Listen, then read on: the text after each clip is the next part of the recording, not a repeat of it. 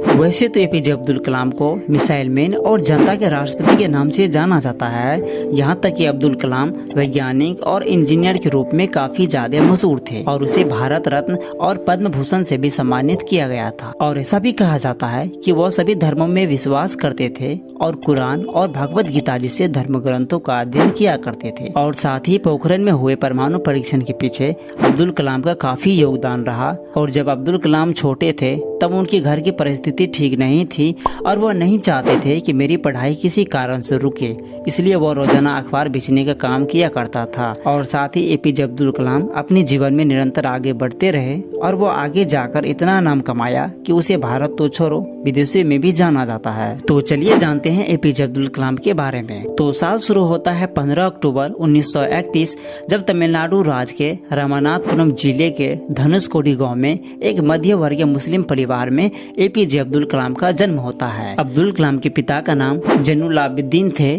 और वह ना तो ज्यादा पढ़े लिखे थे और ना ही ज्यादा पैसे वाले थे। उनके परिवार में वह 5 भाई थे और 5 बहन थे, बल्कि पूरा जीवन गरीबी से कट रहा था। और उनके पिता मछुआरों को किराए पर नाव दिया करता था और उनसे जो भी कमाई होती उसे अब्दुल कलाम की पढ़ाई और परिवार के भरण पोषण भी ठीक से नहीं हो पाता था। अब्दुल कलाम के पिता से उनका जीवन पर बहुत बड़ा प्रभाव पड़ा।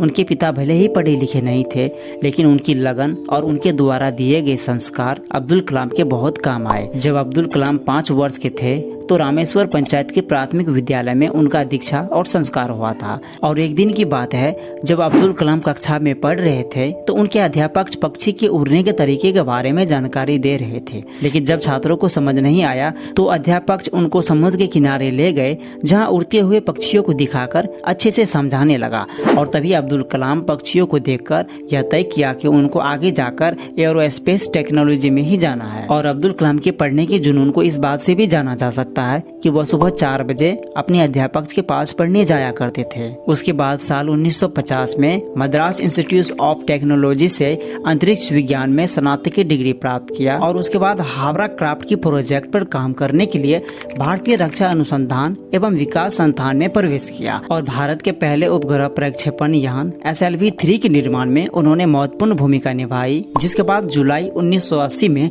अब्दुल कलाम रोहिणी उपग्रह को पृथ्वी के निकट स्थापित किया, जिसके बाद हमारा भारत भी इंटरनेशनल स्पेस क्लब का सदस्य बन गया। और कहा यह भी जाता है कि अग्नि मिसाइल और पृथ्वी मिसाइल का सफल परीक्षण करने का श्रेय काफी हद तक अब्दुल कलाम को ही जाता है। और जुलाई 1992 में अब्दुल कलाम भारतीय रक्षा मंत्रालय में वैज्ञानिक सलाहकार के रूप में नियुक्त हुए थे। और उनके ही देखरेख में 1998 में भारत ने पोखरण में दूसरी सफल न्यूक्लियर टेस्ट किए थे, जिसके बाद भारत भी परमाणु शक्ति वाले देशों में गिने जाने लगा। और साथ ही अब्दुल कलाम त्रिशूल, पृथ्वी और अग्नि जैसे मिसाइलों का परीक्षण भी किया था।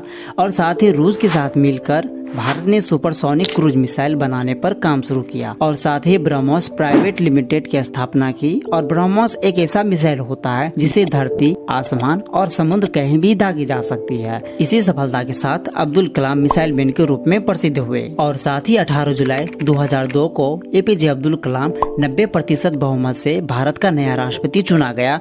और 5 साल बाद 25 जुलाई 2007 को अब्दुल कलाम का कार्यकाल समाप्त हो गया। अगर देखा जाए तो एपीजे अब्दुल कलाम वो अपने व्यक्तिगत जिंदगी में अनुशासन को बहुत ही जरूरी हिस्सा मानता था।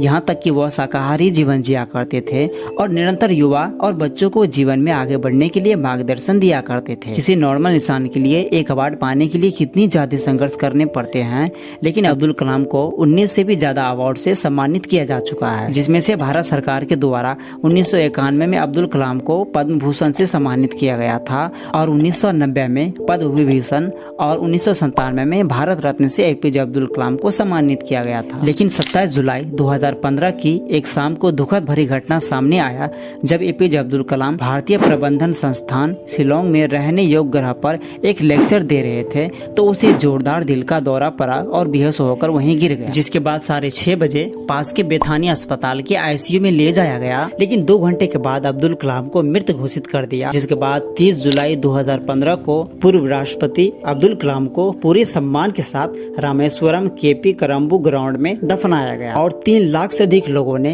अंतिम संस्कार में भाग लिया था। आज अब्दुल कलाम इस दुनिया में भले ही नहीं है, लेकिन उसके बाद भी उनके द्वारा किए गए काम, उनकी सोच, उनका संपूर्ण जीवन इस देश के लिए प्रेरणा स्रोत है। तो आप एपीजे अब्दुल कलाम के बारे में क्या सोचते हैं, कमेंट सेक्शन में जरूर लिखिएगा। अगर वीडियो पसंद आया हो तो प्लीज चैनल को सब्सक्राइब और वीडियो को लाइक जरूर करें और मिलते हैं दूसरे वीडियो में। तब तक के लिए जय हिंद, जय भारत।